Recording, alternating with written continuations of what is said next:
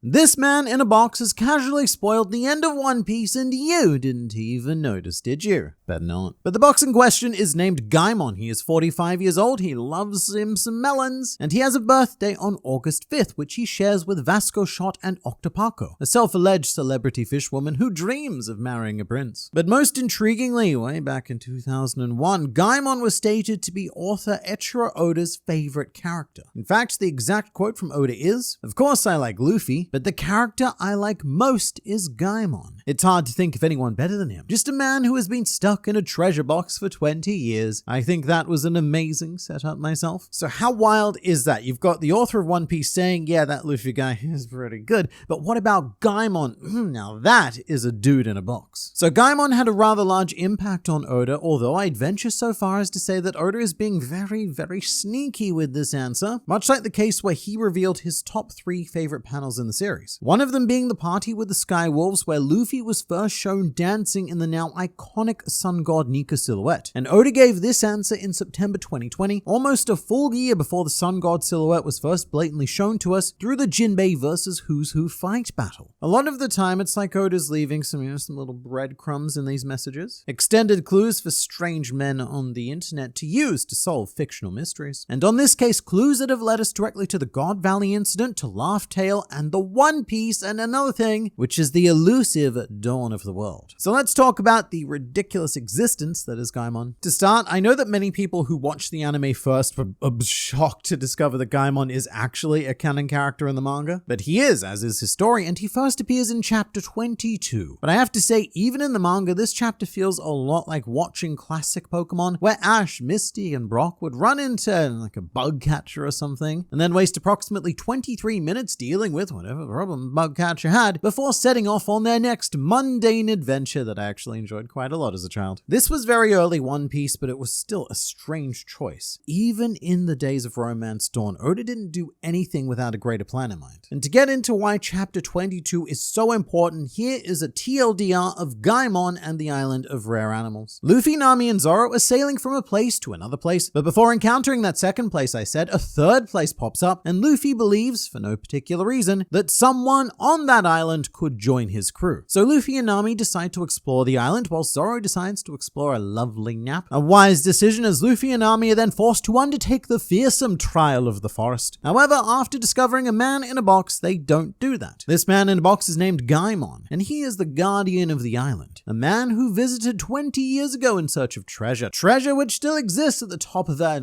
kind of just out of reach cliffy thing. However, due to a comical accident, Gaimon got stuck in an empty treasure chest and his crew abandoned him. Then 20 years later, some prick in a straw hat rocks up, and that loops around to what we've already covered. From here, Luffy climbs the short hill sort of thing and discovers 5 glorious treasure containment units, of which we actually have 6 in total if you include the one that Gaimon is now forced to wear. And speaking of where have we seen 6 treasure chests before? 6 of these exact same looking treasure chests? The answer to that question is God Valley. This may very well have been the origin of these 6 treasure chests, and we'll get into that in a bit. But first, the sinister and evil Monkey D. Luffy claims that he is stealing the precious treasures like the dastardly villain he is. However, Gaimon swiftly realized that Luffy was lying to protect him from the fact that he'd spent 20 years trying and failing to reach a treasure that never existed. Luffy then invited Gaimon to join the crew, to which Gaimon says, "No thanks, monkey. I already have animal friends." And the two groups part ways, never to meet again unless they do. Canonically, it takes the Straw Hats almost exactly the same amount of time to solve Gaimon's problem as it did to bring down Doflamingo after arriving on Dressrosa. In both cases, everything was said and done by afternoon tea. So clearly the crew got a lot better at problem solving as time went on. But apart from that little God Valley hint, it seems like a fairly unremarkable story, and one of the most common questions that I see on the internet is simply, what was the point of any of this? In a series where almost every single character introduced goes on to have their own journey and serve a greater purpose down the line, Gaimon feels very out of place. Unlike the treasure chest that houses him, Gaimon just doesn't quite fit with everything that was, is, and will happen. Or does he? And granted, Oda had a lot more freedom to conduct wacky hijinks back in the day, but why did he take the time and energy to draw this particular story? And I think the initial point of the Island of Rare Animals is even harder to grasp when watching the anime, because the Island of Rare Animals was actually structured quite differently differently in the manga than the anime. In the manga, this short stop happens immediately after Luffy kicked a clown in the big tops during Orangetown. However, in the anime, the island of rare animals happens after Luffy neuters a cat on Syrup Village. And this is actually quite a massive change because it means that in the anime, Usopp is part of this story. In the manga, there was no Usopp and also no Zoro. He stayed behind on the boat. This was a rare Luffy-Nami exclusive adventure. And coming off the back of Orangetown, it was intended to be an extended exploration of the idea of treasure. Because Orangetown was all about defining what treasure means to different people. To Buggy, it was gold and other assorted shiny things. To Luffy, it was his straw hat. To Choo Choo, it was the legacy of his master in the form of pet food. And to Mayor Boodle, it was Orangetown itself, etc. Lots of people have their treasure, you get the idea. Treasure is subjective, and this island of rare animals is meant to be an extension of that idea. One that actually goes on to hint at the nature of the One Piece itself, which is even bridged by the very first page, which features Nami fixing Luffy's hat and preserving his treasure before we move on. So let's get this out of the way. The island of rare animals is Laugh Tale. Not literally, probably. I guess I can't confirm that. But it's a representation of the idea of Laugh Tale. The reason why no one but Roger's crew have found the fabled island in the last however many centuries, I guess it's at least 8, is because the trials of the Grand Line and the New World were far too difficult to overcome. And even after Roger's execution, there was a clear goal to find Laugh Tale. However, no pirate crew since has been able to overcome the trials required to get there. Just like the island of rare animals. These trials might be more, shall we say, sham in nature, but throughout the past 2 decades spent in a box, many pirate crews have tried and failed to explore the island of rare animals because none of them have been able to overcome Gaimon's trial of the forest. Gaimon's trial is more of a Wizard of Oz sort of deal. You know, represent yourself as some grand deity, don't look behind the bush or in that box, no, just leave or else die. And until Luffy arrived, everyone else failed this trial and left. As a short note on the Wizard of Oz, Oda was interviewed on a show called Honmadeka, and he stated that he really enjoyed the Wizard of Oz as a child right up until the ending. He thought that Dorothy and her band of misfits went on such a grand journey that they deserved a real reward. And Oda is on the record as having gotten genuinely mad at the ending of the Wizard of Oz, which is why ever since he has insisted that the One Piece itself will be something deserving of Luffy's effort after such a long journey. And before you say, but internet man, didn't Gaimon's journey not end with a reward as well? Has Oda not done the same thing it is that he hates the most, and made Gaimon's treasure the weird animal friends that he made along the way? And to that, I say, no sir.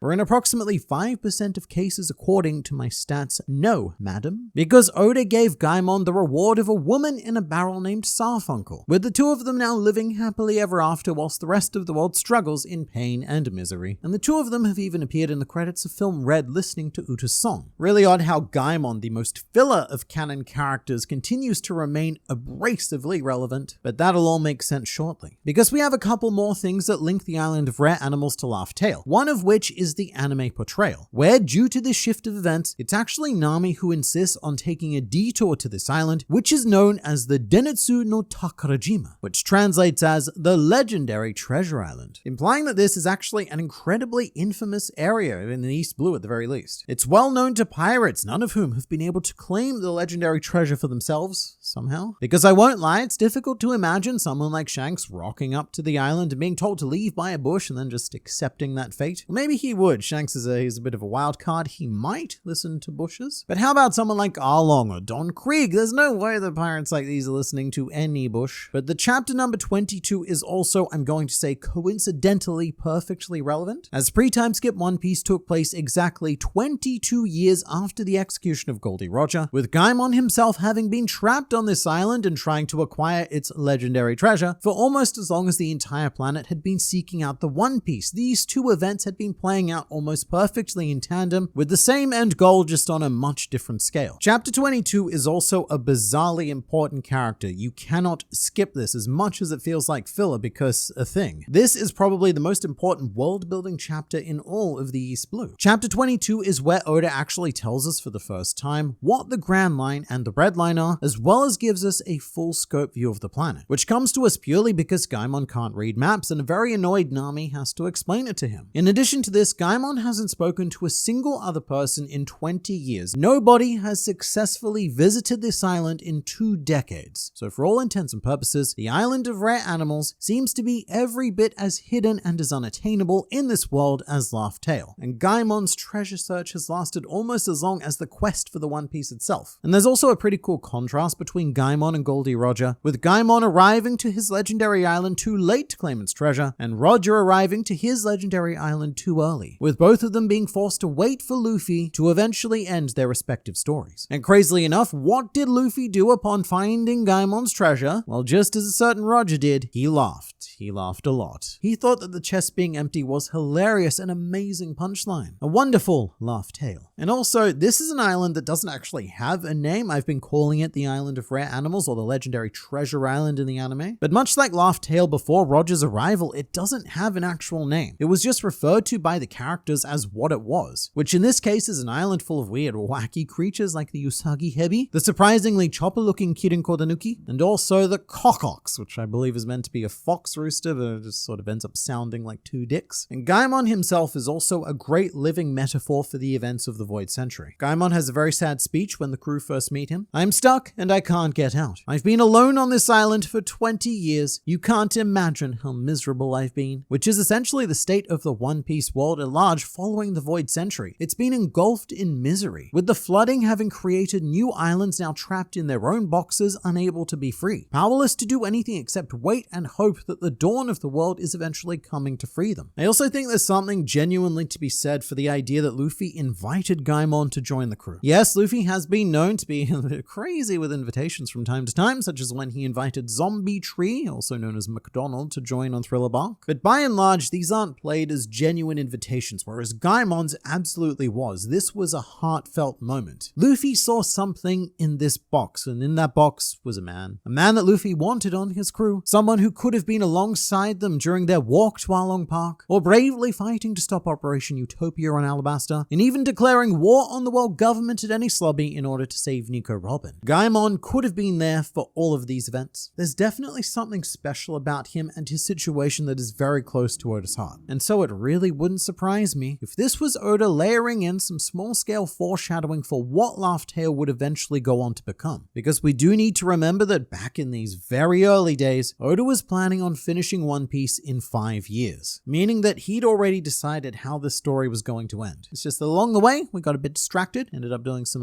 real cool things, but we're still on course for the original ending that he had planned in 1997. And another fairly hilarious vision into the future provided by Gaimon is that when you look at Gaimon's original concept art, it looks like at one stage he was going to have Zeph's design, just with a monobrow, because he looked shockingly similar to how young Zeph looked in Sanji's flashback. Oda quickly pivoted to a more wacky design though. And in the anime, Gaimon also refers to himself as a god, a Mamorigami, the Gami part being a Rendaku of Kami, which is god, a god of the forest, which is also one of the known worship deities in the One Piece world alongside the sun god. And look, I'm not saying that Gaimon is actually a Luffy-esque potential god reincarnation, but I am saying that a lot of these late game ideas just so happen to have worked their way into this previously thought of irrelevant patch of story. And speaking of gods, let's all channel our inner Sanji and focus on that sweet, sweet chest. As a warning, this is a pretty wild theory, but I refuse to ignore it because during the God Valley incident depicted in Bartholomew Kuma's flashback, we were shown 6 treasure chests containing prizes for the native hunting tournament. And we know what at least 2 of those prizes were. One was Kuma's Devil Fruit, the Nikku Nikku no Mi, and the other was Kaido's Devil Fruit, which was a handful of seconds away from being eaten by Emporio Ivankov. Assumedly, the 4 other chests included Devil Fruit prizes as well. Likely insanely powerful fruits, and we do not know where these chests ended up, but they were the main source of conflict for the God Valley incident. So assuming someone like Rox or Roger managed to acquire the chests, these 6 prizes would have become quite infamous, and perhaps over time, these chests were taken from West Blue to East Blue, and it was said that they were hidden on a secret island, a legendary treasure island. However, they were all empty, perhaps left as a red herring or a gloat, and I don't know what. But I just find it fascinating that 6 chests of the exact same design have appeared twice now. When this happened in the manga, I said that it was a pretty ridiculous theory and very unlikely to be true, especially because it's assumed that one of those chests was used for Baby Shanks. It's not confirmed though other chests are available. And we've never actually seen the full chest that Baby Shanks was in, only a very vague sketch from the Film Red special volume. But I do think it would be a really cool connection if Gaimon's treasure did have this history to it. And at the same time, it would give Luffy yet another legacy to end by finally putting a full stop on the God Valley incident 36 years later. God Valley took place 38 years ago, but Luffy found Gaimon 36 years ago. It is a time skip, therefore maths equals 36, which I only point out because otherwise someone's going to try and actually with numbers in the comments. Now, this isn't to say that Oda had God Valley planned out by chapter 22 and was intricately placing these chests. I actually think it would be more like the reverse, and that Oda remembered these chests from Gaimon's story and then planted them in the God Valley flashback. All of which is very possible when you remember that Gaimon is apparently Oda's favorite character. You may have forgotten about him, but Oda did not. And by the end of One Piece, like every other element, I think that we're going to look back on Gaimon and strongly appreciate what Oda was laying out right in front of us on the island of rare animals.